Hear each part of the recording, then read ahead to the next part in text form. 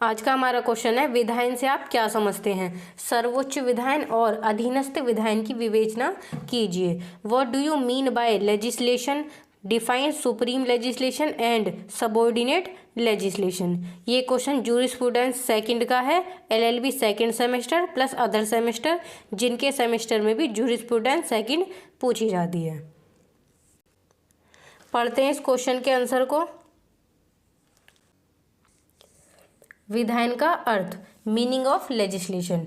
विधायन को अंग्रेजी भाषा में लेजिस्लेशन कहते हैं, जो स्वयं लेजिस और लेशियो नामक दो लैटिन शब्दों के योग से बना है। लैटिन भाषा के लेजिस शब्द का अर्थ है विधि।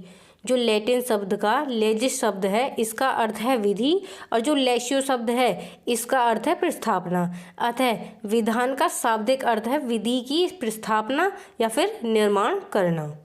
बेसिकली विधायन का मतलब है विधि की स्थापना करना, विधि का निर्माण करना। ठीक है। सामान्य अर्थों में विधायन से तात्पर्य किसी भी ऐसी प्रक्रिया से है जिसके माध्यम से मानव आचरण के लिए विधि के नए नियमों का निर्माण किया जाता है। जो विधायन से तात्पर्य है, विधायन का अर्थ है वो है कि मानव के आचरणों पर नियंत्रण करने के लिए नियमों का निर्माण करना। इसके बाद है विधायन का महत्व, इम्पोर्टेंसी ऑफ द लेजिस्लेशन।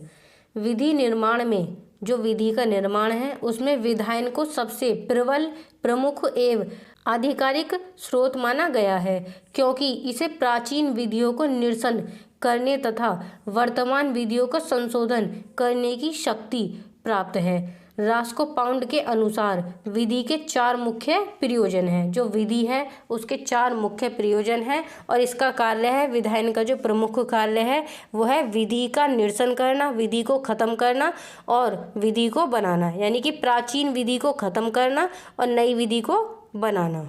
और हमारे देश में विधि बनाने का कार्य कौन करता है? संसद, जो कि भारतीय संविधान में बताया गया है। ये इसके 4 प्रयोजन हैं।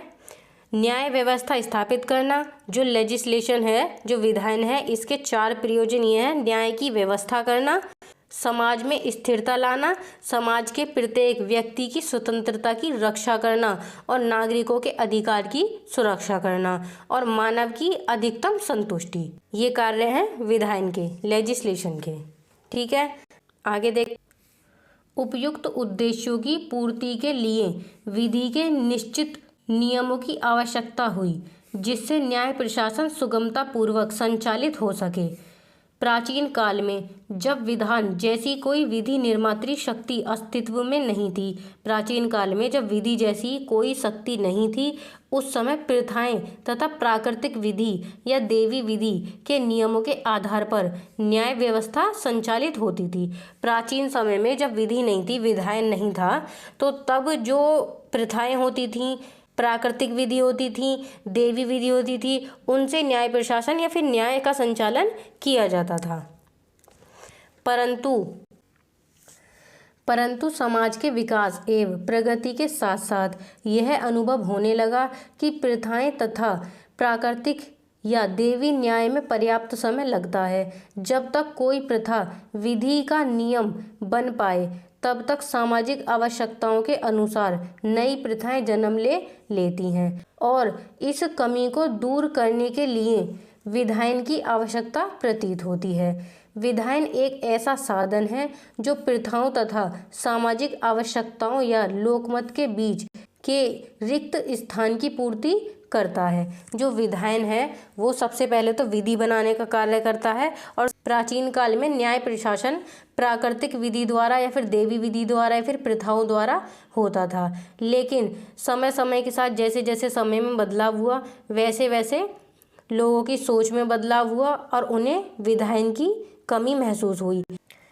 अब है विधायन की परिभाषा। पहले हमने विधायन का अर्थ समझा, फिर उसका महत्व समझा, और अब है विधायन की परिभाषा। जो इसका अर्थ है विधायन का, इसको इंग्लिश में लेजिस्लेशन कहते हैं, जो 2 शब्दों से मिलकर बना है, लैटिन के 2 शब्दों से मिलकर बना है। पहला लेजिस, दूसरा लेशियो, और इसका मतलब होता है विधि का निर्माण करना या फिर विधि की प्रस्थापना करना। अब है इसकी परिभाषा। बेंथम, जॉन स्टुअर्ट मिल तथा अन्य विधि शास्त्रियों के अनुसार किसी भी प्रकार के विधि निर्माण को विधायन कहते हैं। इसके अंतर्गत उन समस्त विधियों का समावेश है जिसके द्वारा कानून का निर्माण होता है। राज्य के विधानमंडल द्वारा घोषित विधि को विधायन कहा जाता है। राज्य में विधि बनाती है विधानमंडल और केंद्र में विधि बनाती है संसद। संसद के 2 सदन हैं, एक लोकसभा और एक राज्यसभा। आर्टिकल आपका 79 है जिसमें संसद के बारे में बताया गया है और संसद 3 लोगों से मिलकर बनती है। पहला लोकसभा से, दूसरा राज्यसभा से और तीसरा राष्ट्रपति से। इन तीनों से मिलकर बनती है संसद। और जो विधानमंडल है, जो राज्य की विधानमंडल है, वो बनती है विधानसभा से, विधान परिषद से और राज्यपाल से। ठीक है। केंद्र में कानून बनाने का कार्य किसका है? संसद का। और राज्य में कानून बनाने का कार्य है विधानमंडल का। और कुछ कानून ये दोनों मिलकर बनाते हैं। ठीक है, ये हम कॉन्स्टिट्यूशन में भी पढ़ेंगे। फिर है ऑस्टिन। ऑस्टिन के अनुसार विधान का अर्थ है कानून बनाने या बदलने की प्रक्रिया। इसमें कानून का निर्माण, संशोधन या परिवर्तन शामिल है। जो विधायन है इसमें शामिल है निर्माण, संशोधन और परिवर्तन। ठीक है। फिर है इसके प्रकार। जो विधान है इसके 2 प्रकार हैं, सर्वोच्च विधान और अधीनस्थ विधान। ठीक है। सर्वोच्च विधान, इसमें कहा गया है सर्वोच्च विधायन राज्य की संप्रभु शक्ति द्वारा निर्मित होता है, इसलिए राज्य के भीतर कोई अन्य सत्ता किसी भी प्रकार से इसे नियंत्रित नहीं कर सकती। उदाहरण के लिए ब्रिटेन में संसद संप्रभु है। इसे केवल सर्वोच्च ही नहीं वरन विधिक रूप से सर्वशक्तिमान भी माना जाता है। इसके द्वारा पारित विधि सर्वोच्च विधायन है। जो सर्वोच्च विधायन है उसके द्वारा जो भी विधि पारित की जाती है वो क्या होती है? सर्वोच्च विधान। फिर है भारतीय संसद द्वारा पारित विधानों को और यहाँ तक कि संविधान के संशोधनों को भी न्यायालय में चुनौती दी जा सकती है। जो भारतीय संसद द्वारा विधायन पारित किए जाते हैं, जो कानून लागू किए जाते हैं उनको, और संविधान द्वारा जो संशोधन किए जाते हैं उनको न्यायालय में चुनौती दी जा सकती है। लेकिन जो ब्रिटेन है, ब्रिटेन में जो कानून बनाया जाता है वो सबसे ऊपर होता है, उसको कहीं भी चुनौती नहीं दी जा सकती। इसके बाद है अधीनस्थ विधायन। अधीनस्थ विधायन सबऑर्डिनेट लेजिस्लेशन।